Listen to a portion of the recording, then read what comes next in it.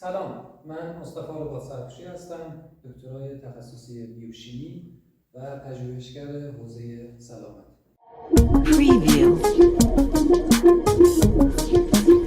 امروز قرار بهتون یک ماده رو معرفی بکنم که به شدت از قوی‌ترین روانگردان‌ها بهتر، در دسترس‌تر و ارزان‌تر هستش.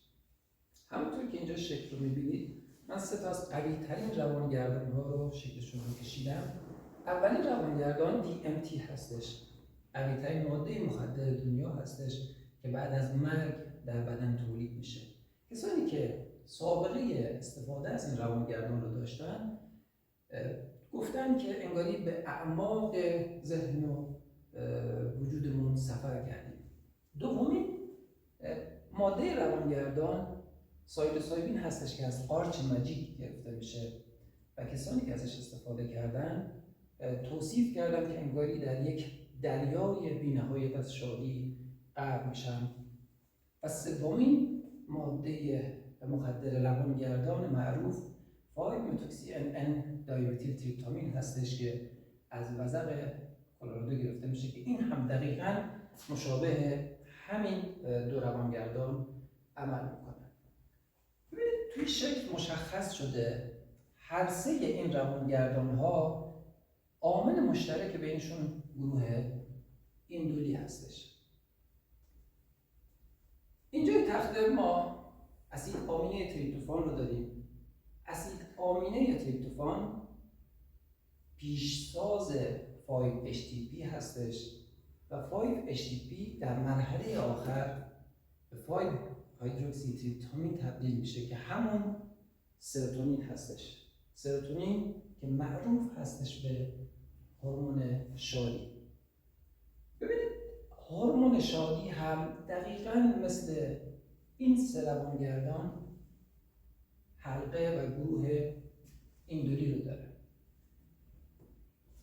سروتونین 5% در مغز و 95% در دستگاه گوارش ترشح میشه و مهمترین عامل شادی و خوشحالی در بدن هستش. یه سری داروها هستش مثل داروی نوروتریپتیلین که برای میگرن استفاده میشه و هیچ کاری برای بدن انجام نمیده. تنها کاری که میکنه اینه که میاد و سروتونین رو در بدن افزایش میده. یا پروپانول که یکی از معروفترین داروها برای تپش قلب و کاهش اضطراب هستش، این هم دقیقاً فقط کار میکنه که سروتونینی که توی خون هست کمتر باز جذب بشه و توی خون بمونه و اون حس شادی در بدن وجود داشته باشه. همه اینها رو گفتم تا بهتون بگم که سروتونین دقیقاً شبیه این سه ماده هستش و هیچ تفاوتی نداره. تا وقتی و مادامی که ما سروتونین توی بدنمون به روش عادی ترشح میشه، ما کاملا سرحال هستیم و به هیچ عنوان افسرده نمیشیم.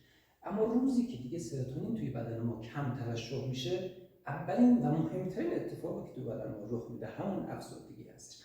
ما وقتی افسرده میشیم از آدما متنفر میشیم، آدما رو دیگه دوست نداریم و اطرافمون رو تحمل نمی‌کنیم، برای همین پناه میبریم به چیزهایی که ما رو از آدم‌ها نجات بده.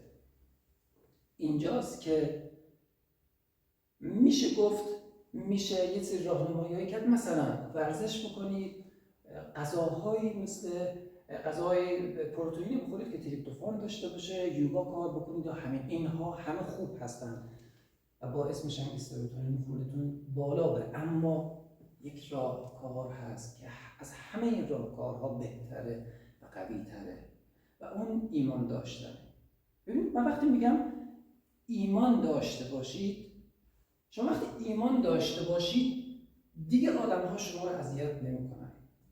وقتی شما ایمان داشته باشید دیگه نرسیدن شما رو اذیت نمی‌کنه. این تلاشه که دیگه شما رو سر حال نگه می‌داره.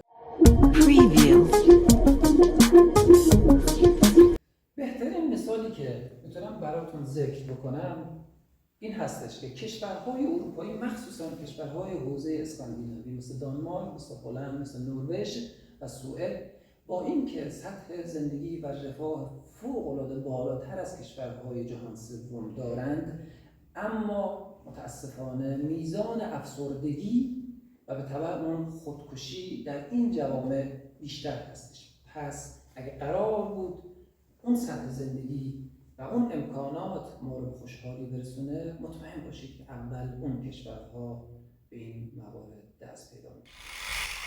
ممنون از این که ویدیو ما رو تماشا کردید. امیدوارم که خوشتون اومده باشه.